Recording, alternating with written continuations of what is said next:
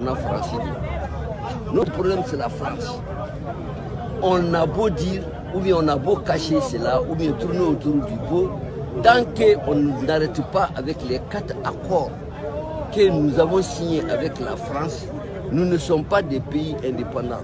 Nous sommes des pays toujours colonisés, mais par un nouveau système de colonisation.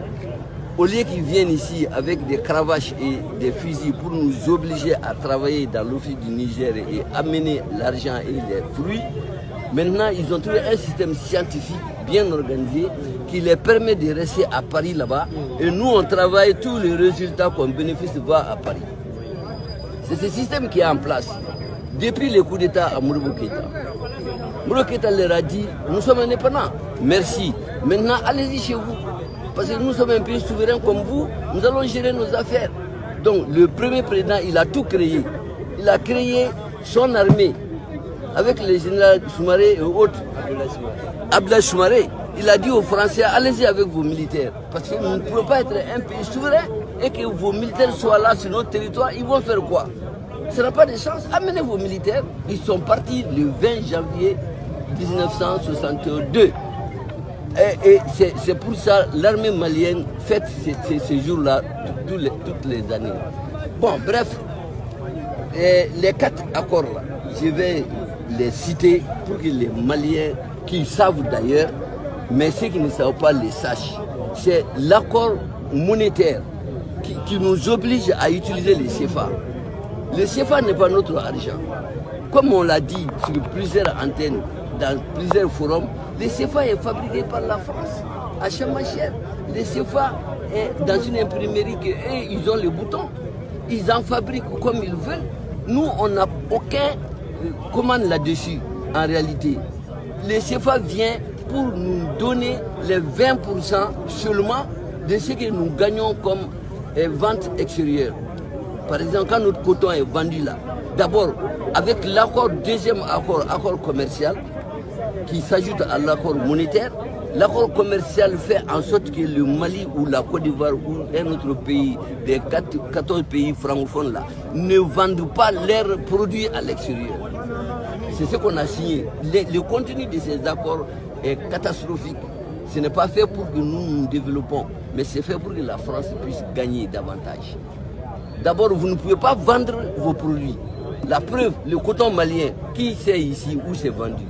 Quand c'est vendu, comment le prix est fixé, alors que c'est nous qui cultivons. Bon, quand c'est vendu, c'est la France qui vend. La France vient nous dire que ça a été vendu à tel prix, mais puisque votre part, après notre commission de vente, 5%, après notre garantie de votre franc, les CFA là, 50%, après la fabrication de votre part, 25%, ça fait combien maintenant? 5%, 25%, 50%, 80%. La France coupe ça dans les prix de notre coton qu'il a vendu à la Chine, par exemple. Bon, donc et cet argent-là que la Chine doit donner en yens, ça ne vient pas au Mali. Les yens là restent dans les trésors français en totalité. Les 20% qui restent, qu'ils estiment être pour nous, ils vont dans leur imprimerie à Chamacher. Ils font ces billets, n'est-ce pas, de CFA, cette monnaie de singe qui ne leur coûte rien que quelques feuilles de papier. Et puis voilà, le CFA de 20% est milliard temps et on le donne au Mali, c'est le prix de son coton. Et vous imaginez? Et c'est comme ça hein, depuis 60 ans. Non, pas 60 ans, parce que Modibo Keïta, il faut couper les reins de Modibo Keïta. 8 ans.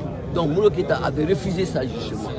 Il a fait notre franc, le franc malien, et nous avons vécu pendant 8 ans, on n'est pas mort.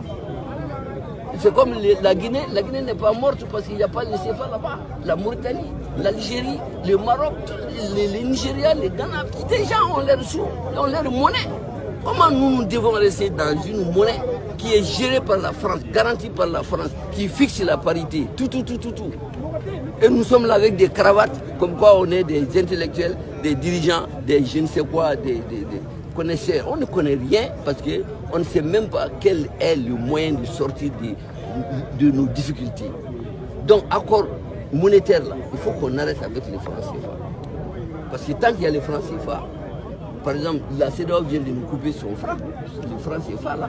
Qui dit il ne nous donne pas l'argent, c'est quel argent? C'est les CFA là. Bon, comment on va faire maintenant? Si on ne fait pas des négociations, la gente ne pourra pas payer les fonctionnaires parce qu'il n'y a pas d'argent. Vous vous imaginez? Pour un pays, ça c'est quelle souveraineté?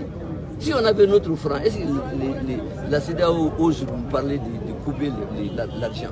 Mais c'est ça le pays. Bon, donc il faut qu'on quitte les CFA. Parce qu'à détail, il faut qu'on quitte l'accord de défense. Qui d'ailleurs dans lequel on n'est pas rentré depuis que Mourou a créé l'armée malienne. C'est avec ces messieurs Ibika là qu'on a signé cet accord tout récemment. L'accord de défense veut dire quoi? L'armée française sera présente au Mali, elle va où elle veut, quand elle veut, et quand même elle tue un Malien, le soldat en question ne sera pas jugé.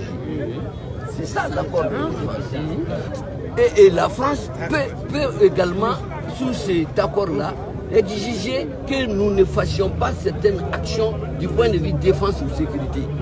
Parce qu'eux, ils sont renseignés, et ils ont les moyens, donc nous, on ne doit pas faire certaines choses.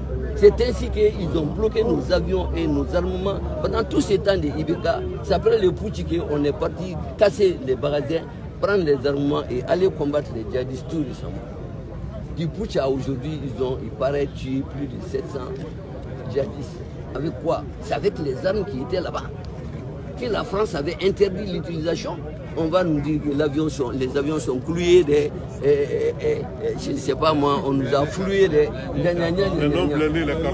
bouillons de carton là, tout ça c'est des histoires. C'est la France qui ne veut pas que l'armée malienne soit efficace.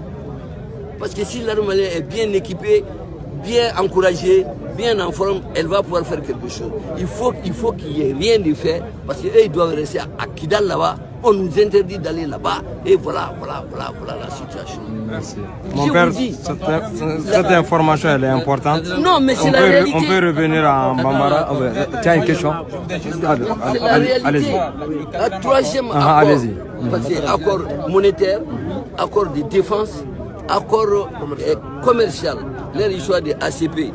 Mais ça revient un peu à peu près à ce que j'ai dit, c'est-à-dire qu'on ne vend pas ce qu'on produit. On ne peut pas acheter où on veut. Si on a besoin de construire une usine pour que nos jeunes puissent avoir où travailler, si la France n'est pas d'accord, ça ne s'achète pas. Parce que là où tu vas payer au Japon par exemple, tu n'as pas l'argent japonais, c'est ça les devises. Les devises ils restent en France. Nous on n'a pas de devises. On n'a que le CFA ici dans notre banque centrale.